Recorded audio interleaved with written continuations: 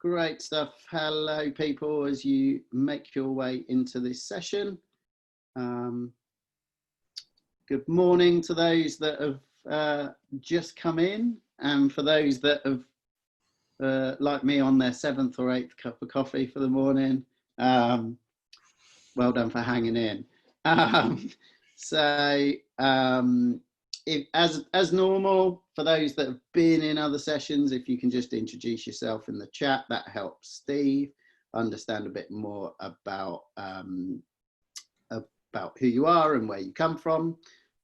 So yeah, if you can just introduce yourself with your name, your role, and your institution, that would be really, really helpful. Just in order to fill time, like all good, I don't know, C-list news readers, I will fill some time and just given an opportunity to say that there's some fantastic sessions this afternoon and tomorrow. I'd really highlight the session with Ben Page from Ipsos Mori for anyone that's interested in things, but then anyone that's a trustee or moving into a trustee role or chief exec. So I'd really recommend the Anti-Racist Trustee Board session by Nick Smith and Kat Sullivan. But there are loads of great sessions, and thank you to everyone for participating. Great to see that we got Lucy from Greenwich. Hi Ash, hi Ellie, how you doing? Hope you're all doing well today. Lucy, I used to do a lot of work for Greenwich Students' Union. I have a lot of love for you guys. You're lovely people. Obviously, other than your chief exec, who's awful, but other than that, they're all very, very lovely. Freya, I know that name. Hello, Freya. Hope you're well today. Esther as well. We've got the whole Greenwich community in today. Hi, Ash. Sam, Greenwich, right? You need to go back to work. Go back to work. There's too many of you in today. Hi, Kate from Christchurch, Head of Engagement. Hope you're well today. Kate Little. Oh, I see who this is. It's a who's who of B-list Students' Union people. Hello, Lisa Burton. Hello, Laura. Is it Laura? I hope I got that right, Addison. Laura Addison. And hello, Ross. Oh, well, there you go. Hi, Becky from CUSU. I hope you're really well. I know Rebecca Smith, but not that Rebecca Smith. That's our Rebecca Smith. Yes, that's good. So just a reminder to everyone to participate throughout the sessions. Obviously, using, let us know how you think about things using the hashtag SU20Digital. Please be aware that all sessions are recorded. That is on the basis that there is so much great stuff, hopefully for you guys, that you'll want to refer back to it. And on that note, I'm going to hand over to Dow's. It feels so weird calling you Steve. So yeah, don't call me Steve. Goodness, it's you and my mum, and I don't particularly. I'm not really into that. That's okay. Thank you so much, Matt, for such a warm introduction. Hello, everybody. Big shout out to the person from New College, Durham, SU president, New College lad myself. Got my A-levels from New College because I wanted to do drama. So there you are. Right. Hello, everybody. If I haven't introduced you, thank you so much for joining me today. I hope you're going to get something from today. I'm going to try and keep it short and sweet, just like me. Please don't be afraid to ask questions. Matt's going to try and moderate chat as much as possible. I will try and answer as many questions at the end as I can.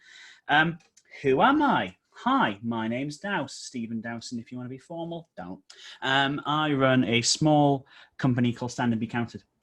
I've done training and consultancy in not just students' unions, but charities for the last 4 or 5 years, working on public speaking skills, democracy campaigns, leadership, stress management. Basically, if I think you can pay me for it, I'll try and do it.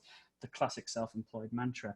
I also work for the Sheffield Steelers Ice Hockey Club, so a lot of my stuff also works in live events. So I've got a bit of experience of kind of training people and leading people and talking to people in different situations. And so like, I'm really happy to be with you.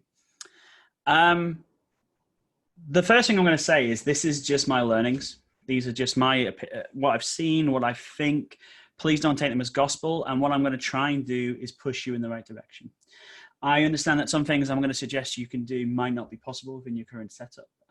Again, we're all learning this, and we're all learning it at a very, very quick pace. And I think that's rather cool. When the pandemic kind of hit, for the first 5 weeks, I did nothing. I just went, I froze. Do you know what I mean? Like most people did, I think. I froze in my job and I was like, what am I going to do? And I was of the opinion I didn't think I could transfer what I did to the digital space. I thought it's going to be really difficult. I don't think it would work. But then for the last 7 weeks, I've been incredibly lucky that I've had lots of very good clients who've had some faith in me and wanted me to deliver virtual training. And they've said it's really good and that I should try and help other people learn how to do it. And so that's basically it. My accent's weird because I'm from the Northeast, because I'm, from a great part of the world, but my wife's an American, so my accent will sometimes float. So if you don't understand something I've said, chances are nobody else did either. So don't be afraid to ask any questions. Right. I think we should get cracking. So how do you move face-to-face training online? I'm going to make a couple of assumptions. That you're all trying to train reps for the most part, trying to train volunteers. I'm going to steer away from trying to train staff remotely, mainly because I think, looking at who said hello and all the rest of it, that's what we're trying to do. So we are trying to educate our students. The first thing I want to look at then is, why do we do face-to-face training in the first place? Like, why is it important? And of course I would say that as a face-to-face trainer, but why do we still want to try and replicate it? And I think there's 4 real reasons. It feels personal, it's interactive, you get to meet other people, but most importantly for us as staff members, we know they've done it. We can count their heads, we can count the names, we can say, yes, institution, we trained X amount of people. Yes, we knew they were there. What I'm going to try and show you is how I've tried to replicate that in the training I've done. The other caveat to all this, and something I think that you need to be slightly aware of, is we are in competition, not with each other, but we're actually in competition for the first time with our partner institutions, or universities, if you want to say it properly. Basically, normally when we do training, we do it in our own students' union space, which for various students' unions is rather nice, or we do it in a university space. We do it in their buildings, we do it in their rooms, which are quite nice. And they have nice tech, which we then use and we haven't had to pay for. And we can make it look as good as the university. The university is going to have significantly more investment than us, we hope, on delivering e-learning. Therefore, our stuff has to look as good. It has to look good, it has to look professional. And I'm going to try and hopefully show you how I try and achieve that too.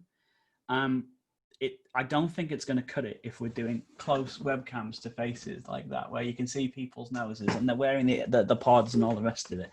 I think that's going to look really bad in comparison to our partner institutions. So that's the other thing I think is to kind of look at. And the last thing is to kind of accept the limitations of doing this online.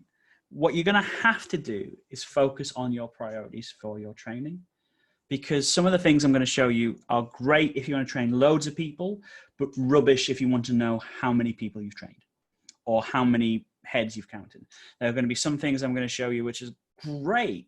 We know exactly how many people are done, but we can only do it for 12 or 15 people at a time. So you need to be really clear internally. What is the priority? Is it just to teach as many as we can? Is it to count those heads? None of this is a bad reason to do anything, by the way. I just want to make sure that you know that there are limitations to doing this. There's a lot of positives to doing this as well. I really want to show you what I've learned in terms of being able to take this to another level in terms of accessibility. And I want you really to bear accessibility in mind when we go through the entire the training today, on the basis not everybody has a webcam. Not everybody has nice high-end laptop equipment. And from your students' point of view, there is, I think, for the first time going to be a real serious disparity between rich and poor in terms of tech. So how do you make your stuff as accessible as possible for various access points, those with webcams and microphones to those without, and how do we kind of fill that gap? Right, let's get cracking. First things first. The first thing you can do is you can make it shorter and you can make it often. One of my key learnings from doing training online is I have kind of cut all of my courses by about a quarter in terms of length. This is because learning digitally is exhausting. It is exhausting for you, the host, the trainer, and it is exhausting for the viewer for two reasons. We're looking at a screen, and it's just really, really bad. And it drains our eyes and it tires us very, very quickly. The second thing is when you're on a Zoom piece of training and everybody's got their camera on, you're very aware when you're not looking at the camera. You're very aware that people are kind of like, oh God, I need to show you I'm 100% focused at all times. I'm literally on camera. That means my biggest kind of takeaway so far has been, how can we make what we do micro-learning? And how, if I'm doing a 2 or 3 hour session, how can I do it 3 1 hour sessions? My rule of thumb has been for every 45 minutes on, we take 15 minutes off. And again, it's understanding that that is both for you as the trainer, but actually the people accessing this training. It is really, really exhausting. The flip side of that, because if you can get it shorter, it means you can do the same session 7 or 8 times on different days at different times, which means far more of your students can get access to you. We do not need to wait for a room booking to become available. We do not need to do it in one place. We can do it repeatedly to a high quality for a short amount of time, as many times as we feel like we need to. I think that gives us a huge, huge advantage in being able to skill up our students and make them ready for what's going on next. So that's the first thing. Shorten it and do it much more often than we've been doing it in the past. 5, how can you gamify the experience? One of the things I've really enjoyed is the ability to use online games as part of my training packages. So I'm going to show you one that I've been using quite a lot of. Not that one, it is that one. So this is a game called Guespionage. Is part of a collection of online games called the Jackbox Collection. This is from Jackbox Free. Some of you might already know it if you've been to a certain type of party. Jackbox make loads of games that are available that you play on your mobile. But they also allow up to 100 people to play in the audience. So if we take this as an example, if we take Guespionage as an example, this is a simple game where you get asked a question and then you've got to guess what percentage of people do the thing they've asked you. What percentage of people use their partner's toothbrush, for example. There'll be 8 main players who will make the guesses that everybody sees, but the audience can also take part and make their guesses. And it's incredibly interactive. And it's a great learning tool to kind of tell people, you know, what we think about people isn't necessarily what they're like, you know. The way the participants use it is they go to jackbox.tv, put in that room code, and then they'll appear up there, and you can run the game from here. It's one of a dozen of different types of games that I've used as icebreakers, that I've used as learning tools, that can be done really, really well remotely, and I fully recommend it. Hello, SM, who's joined. Thank you for that. I don't know who that is, but I knew somebody was going to do it, and they're going to start the game, so I'm going to stop the game. But I appreciate that. Quite a lot. There's other ways of simplifying games as well. So you can use certain pieces of software to just launch your own game within it. So using chat, for example, to launch games to keep a bit of interactivity up. And I'd like to do this now in chat. Folks, tell me which part of the UK is best. 1, 2, 3, 4, or 5. 1 for Scotland, 2 for Wales, 3 for Northern Ireland, 4 for the South, 5 for the North. So lots of people. This is the most I've ever seen. Look at chat go crazy. 6 London. Sam, get out of here. But where's the Midlands? There is no Midlands. The Midlands. Come on. Anyway, I'll tell you the answer. The answer is, of course, the North, obviously, because that's where the best people are from. Coventry. Look at that. All these other people coming in now. But you can do simple things like that, which, as hopefully you saw, can add a little bit of interactivity in a way that people don't really need to have access to webcams, have access to any kind of tech. They just need to put a number in. And of course, Zoom has polling, but again, if you're not using Zoom, if you're using something like Teams, that can be really, really super effective. So gamify your experience as much as possible. I am just saying that because I'm a nerd, but I also think it's really, really helpful, especially dealing with young people who are kind of used to that way of accessing their education.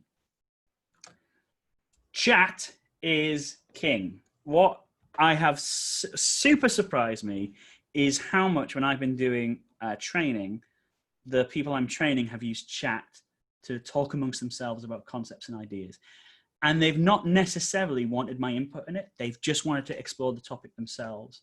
Or for students who are a little bit anxious and don't want to ask a question out loud, private messages have proved such a unique and brilliant tool for me as a trainer. Embrace the chat function on whatever software you're using. Get people using it. If you can, and this is very difficult, but if you can, get somebody to moderate your chat when you're doing training. Try and do your best to get somebody in to help you, because that level of interactivity, I think, especially if you're going to be presenting to large groups of reps or volunteers at the same time, having somebody just keeping an eye on this and making sure that you're seeing the key questions, I think is such a huge and powerful aspect of being able to train online. It means that the extrovert isn't king anymore. It means that introverts can really, really, really, really take an opportunity to take part. So embrace chat, be very active on whatever chat program you're using, and make sure that students understand through games and things like that that they can use it. I can't believe London got so many votes, because that's where all the money goes, I guess. So that's my next kind of key learning for me, is understand that chat is king and that you should embrace it as much as possible. Number 4 for me is investing in some tech. We are in weird financial scrapes, everybody in different ways. So again, feel free to take what I'm saying, fold it up into a very neat ball and toss it over your shoulder and say, we can't do that. But for a little bit of investment, you can make your stuff look 100 times better. Buy a decent webcam, buy a decent microphone. I've given you some examples here, and I'm not sponsored to show any of these examples, but the webcam, the Logitech C920 is the one I'm using right now. It's really, really, really, really, really good, powerful webcam. The microphone I'm using is the Blue Yeti, but the Blue Snowball, which is only £60, is just as good. These are really, really, really good investments in terms of kind of making high quality stuff that, again, will make your students see it as professional, will see it as something that they kind of want interactive, and doesn't have that kind of slapdash feel, which we can get.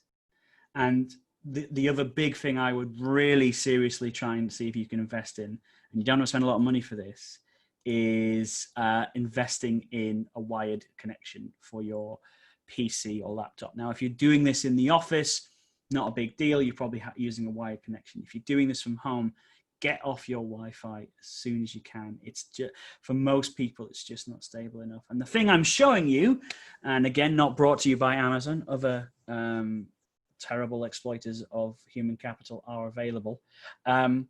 But this is a way of wiring a connection using your power supply. So you can plug one of these next to your router, plug in the internet into it, and then move that plug to another part of the room, plug it in, and you get a wired connection. And it's one of the best things I have bought since lockdown. It has meant that I've always had a stable connection. It means I haven't had awkward dropouts. It means I've been able to deliver things at a high quality, and I haven't had to worry about dodgy Wi-Fi. And if that was the biggest thing I've seen people struggle with, is local Wi-Fi. Get off it if you can. Try and get away from it if you can. And I think for the price that is on there, it's an absolute bargain for what you're able to then do, because you're able just to solidify your connection and make sure it all works.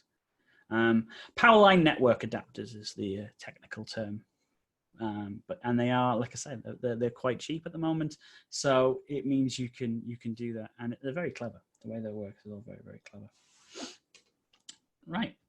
So that's some stuff I've asked you to buy. There is some stuff that is absolutely for free. I think you should look at getting good at. So there's lots of awesome free software that you can use to make your training really pop and really look professional. You may notice I am doing a lot of this at the moment. I've got buttons coming out the wazoo, and that's because I am using a broadcasting piece of software. Rather than just using the output from my webcam, I'm using a broadcasting piece of software called OBS.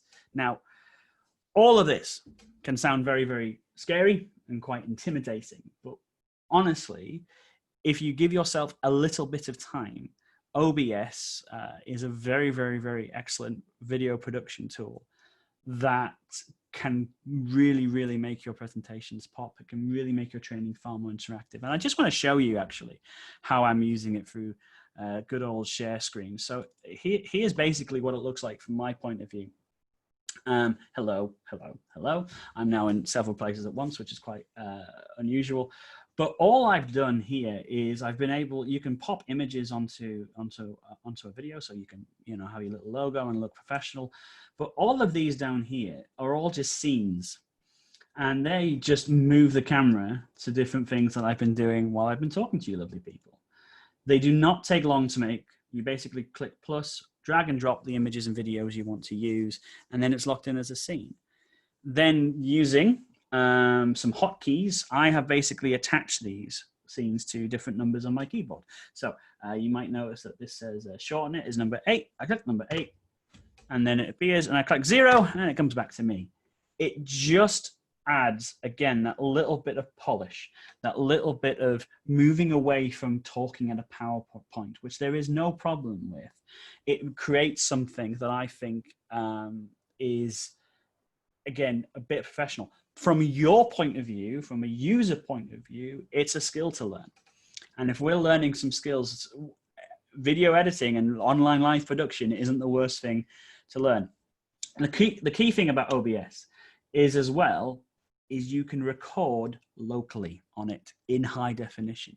So if the idea is to kind of have something online, then upload it later, rather than taking the stream from wherever you've got it, from Zoom or from YouTube, this is so much better for just having that high quality local recording that then you can edit and upload later on your Students' Union's lovely thing. I have a chat. How much is OBS? It is the cheap price of 0, Ross, which is why I use it.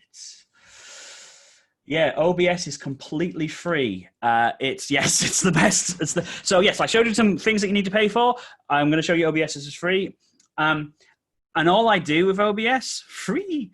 I'll take you back quickly. So once I've done all this, and so how difficult is it to do? Once you've set up your scene and all the rest of it, you just go to Tools, click on Virtual Cam, and then there'll be an option in Zoom to say which camera do you want to use, your webcam or OBS Virtual Cam. You click that, and whatever's coming out through here comes out through here, and all this loveliness. And it's really, really, like I say, you can imagine I probably did a really, really good pub quiz during lockdown. And that's what all I found during lockdown was reasons to play with stuff, to see what I can learn. And I think OBS is a really, really good example of that. It's used by Twitch streamers and YouTubers, so if they can do it, lads, you can figure it out. And part of using that free software then is thinking about where are you hosting your training and your presentation. You can use Zoom, and you should pay maybe for the subscription and use the breakout rooms. I think for small training, I think Zoom is outstanding. I think for large training, I think it kind of sucks. And I think that for many, many reasons. The webinar feature is absolutely fine, but there can be barriers to access from using things like Zoom. It's difficult to record. You can put it on YouTube, absolutely.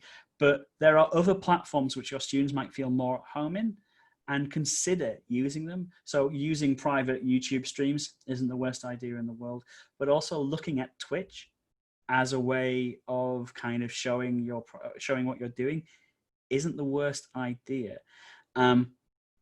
I have used Twitch in the past, and I think if you want to talk to literally hundreds and hundreds of people and guarantee a good connection, and you don't particularly care about counting heads, I think Twitch is the best in terms of the quality of output you can put on. If you want to count heads, don't know if it's the best for that, but also go on Twitch. Go on Twitch, go on YouTube, watch some people, interact with the audience. It's stunning the way that people are doing it, but this is how your young students are interacting with each other. Go watch them. Go watch how they interact with chat.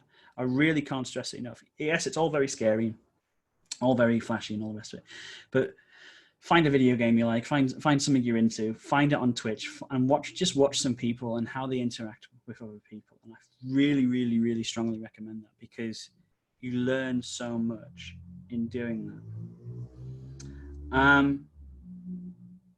How can we then measure participation? There are many ways of doing it. Obviously, if we're using Teams or Zooms, it's quite easy. But if we're trying to talk to hundreds of people, how can we measure participation? Well, for one thing I've done recently, I was training up to 150 students, and we were using Zoom and a mixture of Zoom and Microsoft Teams, which, by the way, Microsoft Teams can get into the bin, but that's fine. So what we did is, at the end of the training, one of the slides had a unique code, a 4-digit unique code. We created a Google form that the participants then clicked on. So we put it in chat. Here's a link to the Google form. You put in your name and the unique code and your email address and whatever course you were doing. And that was you saying, I've taken part in that training. And you only would have been able to put that in if you'd been at the session to get the link, but also with the unique code. To make sure that the unique code just wasn't shared with people, we changed it for every session. So we ran 4 sessions, and we had 4 unique codes for every one, and it meant we could also see who was coming to which session. And of course, from the trainees' point of view, they wanted to say they'd been there, so we'd stop bugging them to go. Do you see what I mean? So, and it took them 2 minutes, and we were then able to say, yeah, that person has done that course. That person has done that course. So even using the bigger stuff, there are little things you can do to measure your participation, measure who's using it. If you're not using Zoom, if you want to move from outside of Zoom as well. Coming into my last couple of points here, and this is, I think, a big one. Should it be you doing the training? Now, I'm saying this with love and tenderness and kindness. And I'm not saying this just to shill me as a product. I'm actually not saying use anybody else. Training is a dark art. Training online is a darker art than I'm discovering, because you just have no feedback at all. You don't get people, I don't like Microsoft Teams. I will come to that. You do not have that ability to kind of get that interaction. You get that feedback. It is a performance. When there's a camera, it's a performance. If that's not you, that's not a problem. But there are going to be students and volunteers who that is. This is a fantastic opportunity to upskill some of your volunteers and your students, or members of staff who have a bit more confidence than you. I don't think it's a criticism of everybody. This is a different way of training, full stop, compared to how I've done it in the past. And understanding that it isn't just standing up in front of a class and giving out pieces of paper. Understanding that it is a bit of performance. It is of understanding that there's a lot of dead space over there. Means it might not be your forte. Ask yourself, do you have to deliver it? Or do you have to set it up and moderate it while somebody who feels more comfortable in front of a camera and a microphone literally delivers it? Because for the most part, I'm going to assume, again, making massive assumptions, so please forgive me, that what we're teaching isn't is something that can also be taught to someone to teach. You can train a trainer on this. And I think, again, it's one of those things that we could really make our union stand out compared to our comrades in the university. The university are going to have such variant levels of competency in terms of online learning. You're going to have very old professors who don't like this at all, who are going to be rubbish. If we can be a bit dynamic, if we can show some of our values in our training, I think it would really, really help with A, participation, but B, making more people wanting to take part in training. This might be one of the only times your students really see you and interact with you. So for me, have that honest conversation with yourself and say, is there somebody within the organization who I can skill up? Is there somebody in the organization who I can help, who wants to help, who might be in a position where they, looking for stuff to do within the organization? I think there's a lot of stuff that you could do here to give people that platform to present, because that's what it is.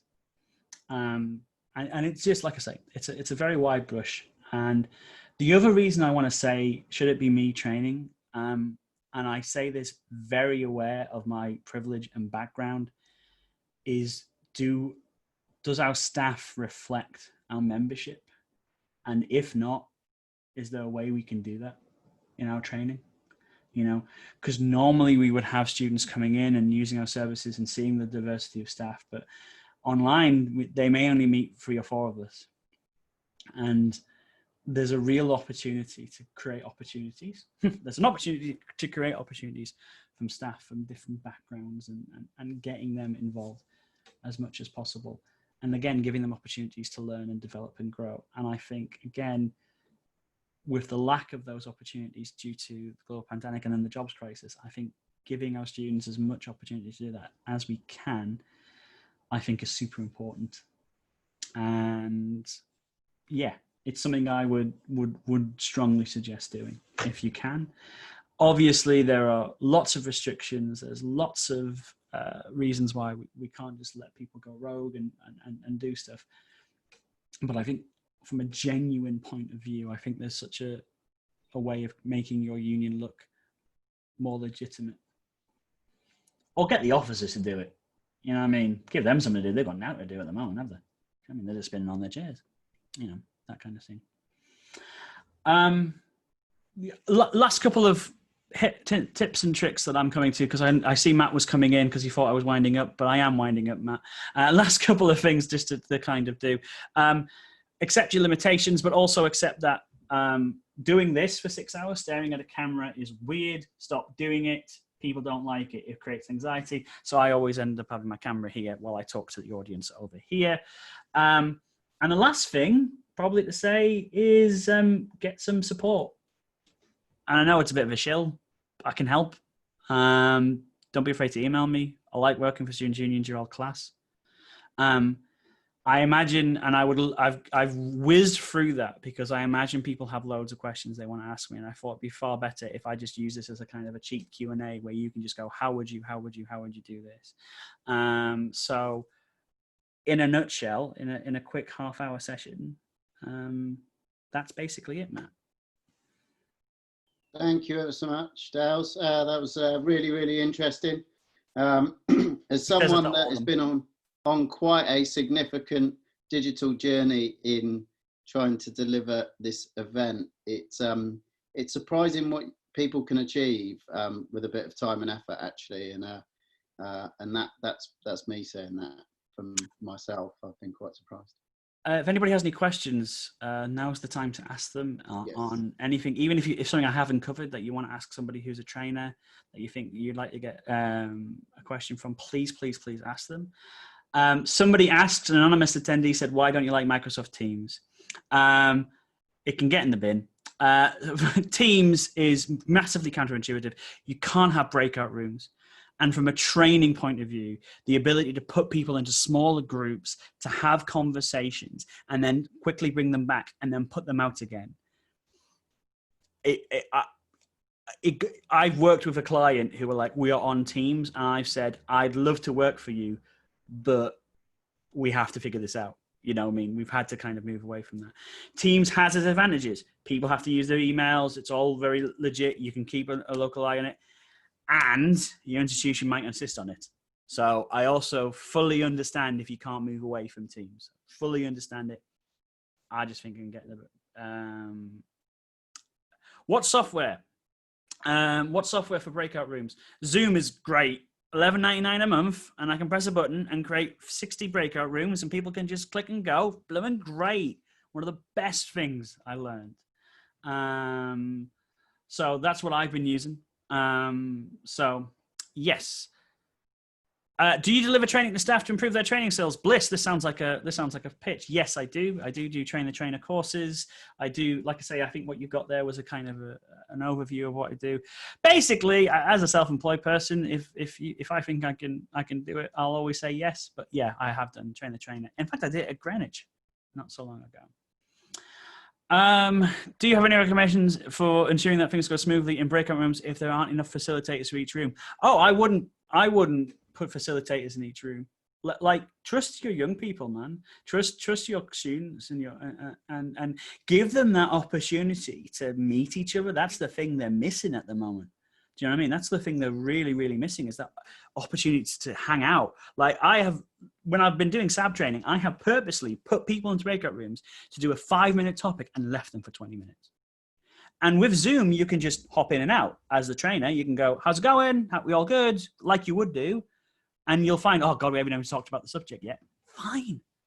Talk to each other, get to know each other. So that's Carlos's, and then I've got a load over here. So, any experience of using Blackboard Collaborate Ultra? No, unfortunately. As an external, I don't normally get to use the nice shiny things. Group activities in our training. Any tips of how to manage this and ideas? So, group activities. What you used to do face-to-face, you can definitely still do online. There is a great online game called Snake Oil, which I use all the time, which is a way of kind of getting people to think of ways of creating products for imaginary people. It's a cracking little game. Jackbox is great for some group activities. There are some lame ones if you're looking for icebreakers. You get people to change their virtual background into a picture that means a lot to them and say why it means a lot to them, that kind of thing. I think the great thing about these kind of online activities is nobody knows yet, so we're all just trying to figure it out. But there are a few things like that. Hopefully that kind of answers that question. Any software you can recommend to breakout rooms other than Zoom? I can't, because I've only really used Zoom. So soz.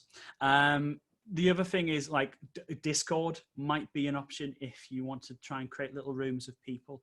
I haven't had too much experience with it, but I know people who have. But Discord is mainly for gamers, but it can do audio and it can do chat as well. Has anyone raised any privacy concerns about any of the software things you recommended, or any sort of training that you can slash things? Yeah, absolutely. And it's something we've had to measure. So obviously all of my stuff is password protected in terms of the stuff I've had to use. I've had, like I say,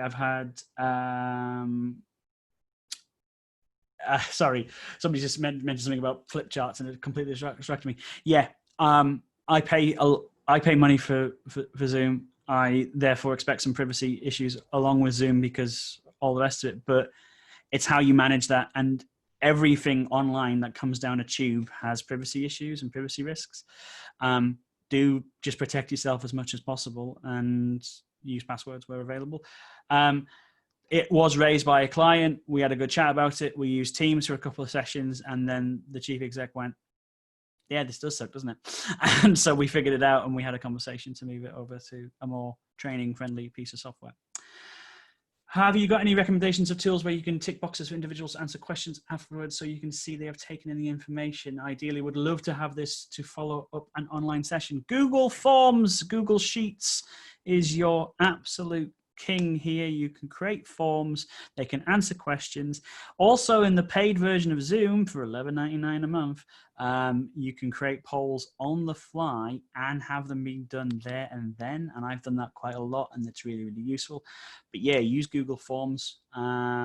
So that's what that one. What about Facebook's new group rooms facility? I don't touch Facebook with a barge pole when it comes to training, because it means that that person has to have Facebook, and lots of people are moving away from Facebook. So I haven't really used it. Kate Little is a massive nerd and asks any software that can sub for flip charts and post-its and the like. Obviously, Zoom has a share screen function, which has a whiteboard, but there is a piece of software which I will load up, which I was using, which is this program called whiteboard.explaineverything.com. I will boot it up. So here it is, and it looks like this, and you can create a shared whiteboard and you can use it. And if you have a tablet, you can draw on it, and it's really good. And when I was trying to be proper showing off, I'd have my tablet in one hand and drawing in the other. But again, it's most of the software we're using now, like Zoom and Teams, have whiteboard and Notepad.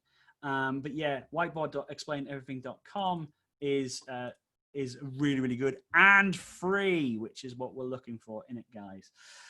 I've been looking at using Mentimeter to do live quizzes. Yeah, I love Mentimeter. Love a bit of Mentimeter. Nothing wrong with that at all. Again, the great thing about OBS, I'll just show you this very quickly. And I know I am going really, really quickly because I want to make sure I can answer everybody's questions. The great thing about OBS, let me just show you this.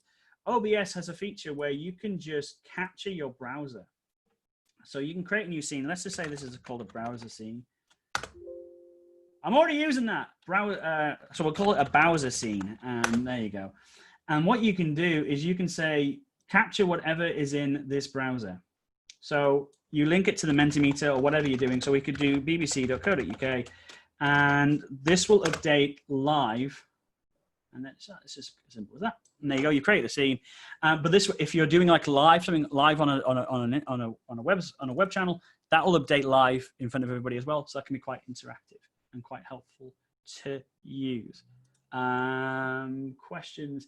Do students add you on Facebook, LinkedIn? I got lots of friends that request questions at training sessions. Am I right to reject them? I reject everything on Facebook because I try and keep Facebook separate. I will often say no to LinkedIn if they are still studying. I will say yes if they've come out of that space, just to try and help them. Like often I'll get people asking for like employment kind of advice and things like that. I'll get that person out there. So I've always said yes.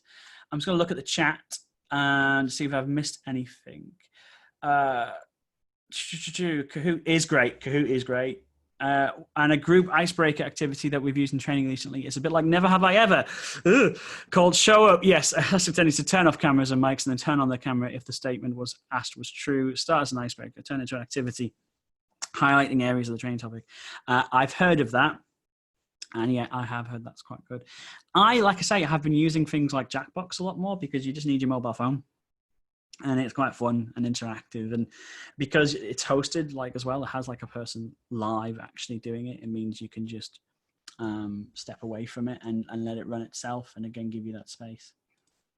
What's the best way of training people in things that really need hands-on experience? I'm thinking here of student journals learning how to use InDesign. Share screen. And that's the best example I can give you, is literally using the square screen function of Zoom and literally guiding people around it. It is one of the massive limitations. What if they're using a phone to access training as don't have a laptop? Would they then struggle to use Mentimeter and other interactive features? Yes, which is why for some training I've moved away from that. I'll go back actually just to, again, what I've done here with OBS, because I realize that for some people that actually they're using their phones. And so for some games, being able to click or do something. So if you look at the game I've got down here, this is just a slideshow, and I move left and right.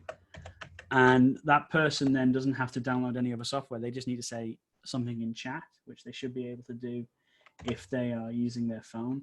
And again, it's just a really cheap way of just doing these games yourself. But yeah, that's just a slideshow down at the bottom.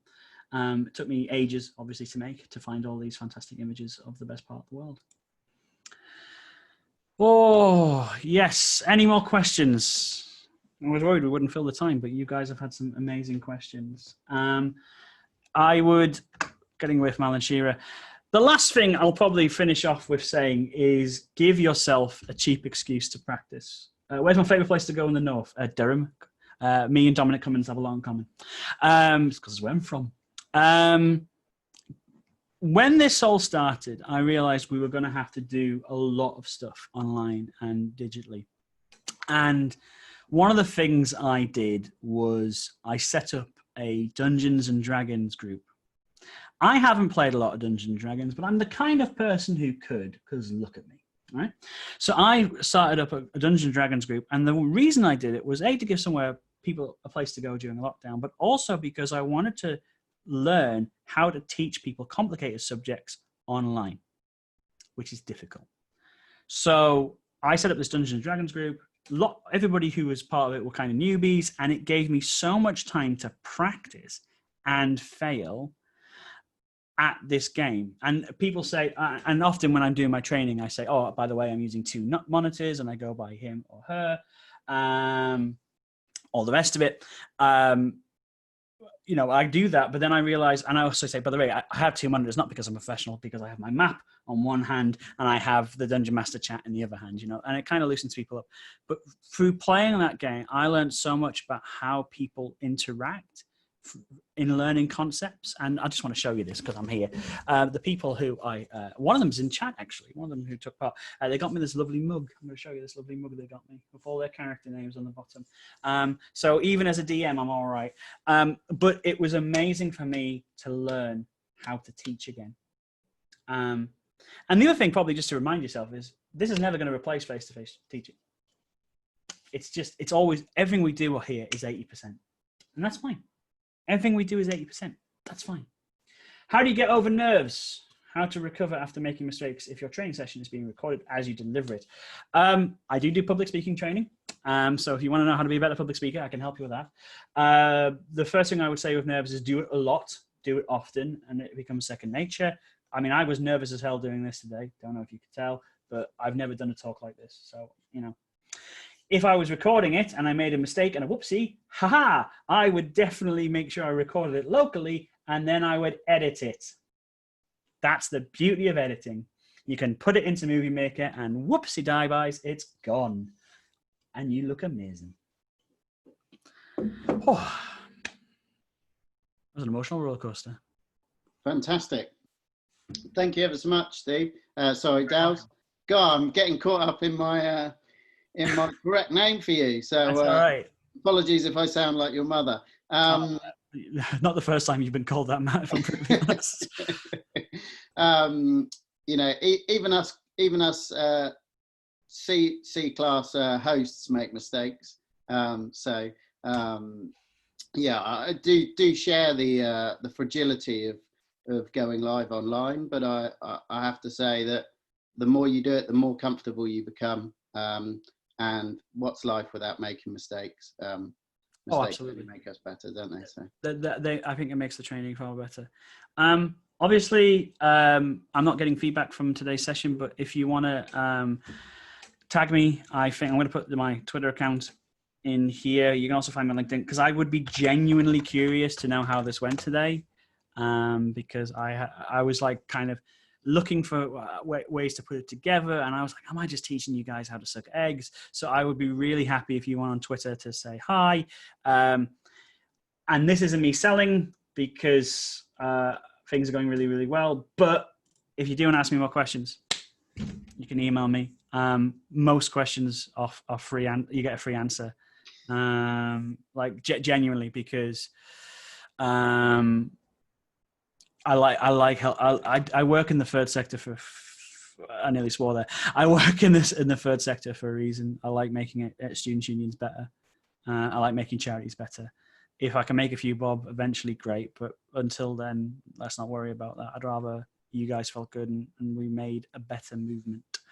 I'm one of those types. Thank you so much, guys. I'm going to stick around. I think that's fantastic. One of the best sessions I've been involved in. So thanks. Matt, that's a lovely thing to say. I really appreciate that. Really, really enlightening. And I think in this moment, part of our thinking when we were coming up with this conference and what we would do in terms of putting it digitally.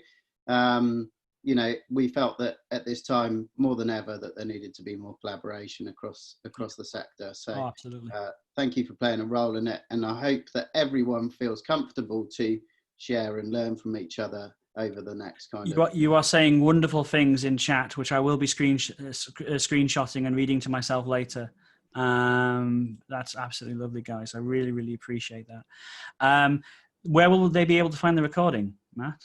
If you go to www.studentsunions, so both with S's at the end of it, .co.uk, and if you go onto the schedule, you can click for past events, and then you can look at all the sessions that have happened, and they will be available for at least the next kind of 3 or 4 weeks, and then they'll be available via our YouTube channel, which is which is listed as Students Unions in YouTube, and you'll be able to find it there forever, until YouTube stops broadcasting. So. You guys are being far too nice in chat. That's wonderful feedback, guys, because I am so happy this has been some use to you guys. Probably the last thing to say is, like, the worst thing you can do is screw up. I work for an ice hockey club. I get a microphone put in front of me with 9,000 people listening to me. And one of the things I realized very early on is you're going to screw up. So it's all right. The worst thing that you can do is say sorry. Nobody dies, you know? And also the best thing about doing stuff like this is only you know the script. If you screw up, only you know that. Yeah. Totally agree.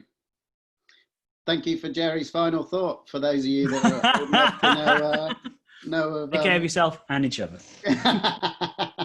So thanks all. Loads of great stuff happening across the rest of the day. Thanks ever so much, Dow's, for that session. Very, very welcome. And yeah, stay tuned and keep locked and loaded in what we've got available for you. Thank you so much. Thank you again, everybody, for your lovely, lovely, lovely things that you're saying. Take care all. Thank you. Take care, everybody. Stay safe. Wash your hands. Wash each other's. Whatever's good.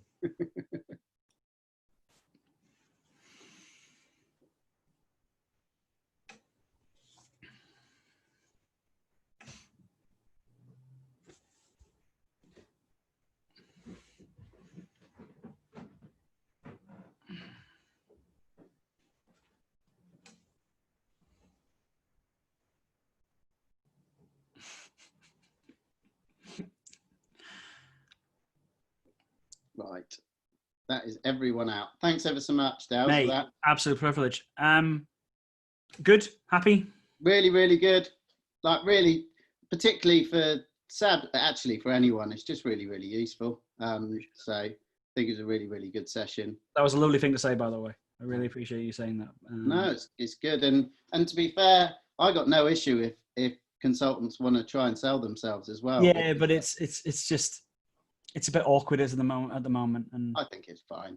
It's fine. It's just hard when student unions don't have that much disposable cash, isn't it?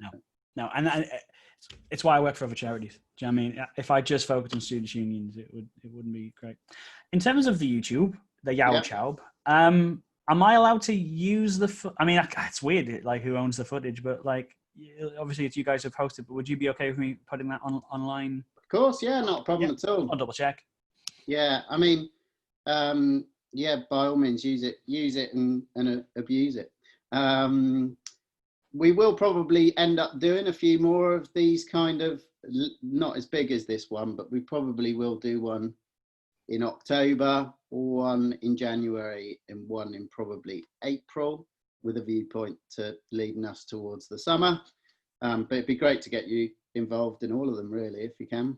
I'd really like that. I'd really, really like that. I just think it's a good space to be able to sell yourself, and it gives something back, doesn't it? So yeah, it does. It really. I mean, that's why I like doing it. Right, you've got another session, so I'm gonna let you go to it, Matt. Take care, mate. Thanks ever so much. No problem. You have a good day now. Cheers, bye.